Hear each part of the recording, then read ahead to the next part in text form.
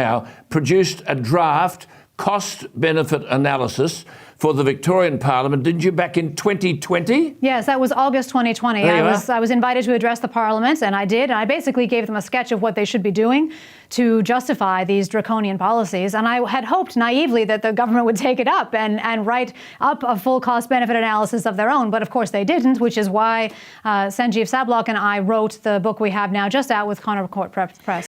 One of the things that just struck me, and I don't think we can repeat this often enough about the book, is we now have a big new industry in this country, don't we? The fear industry.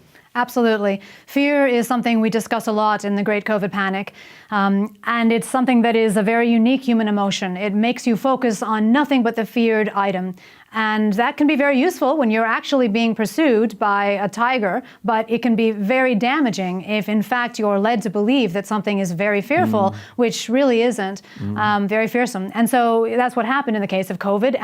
Businesses have gone broke, haven't they? Children have lost years of schooling.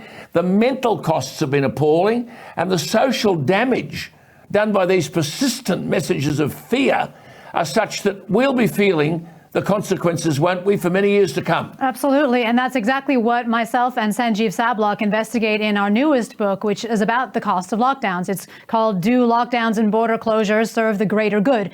That's what we were told at the time, but as you said, the government actually has never defended those policies using anything like what we used to think was what they had to do to be responsible stewards of a society, which is to do a cost-benefit analysis, a policy evaluation in terms of human welfare. Do these policies actually work? And so we do this analysis and find that the costs of the lockdowns and border closures in Australia had costs that were roughly 68 times the possible benefits they could have had. And of course, we have to estimate those benefits based on what happened in countries that didn't have such restrictions. And there it was not COVID Armageddon, although you would, perhaps believe so if you've been listening to the mainstream airwaves in 2020 and 2021, when Sweden was the world's punching bag. Yeah. But in fact, there actually weren't that many deaths. And now in Australia, if you look at our COVID deaths, we've had more than 10,000. And that was about the number that I had estimated, even in August 2020, we might have suffered if we hadn't had the lockdowns.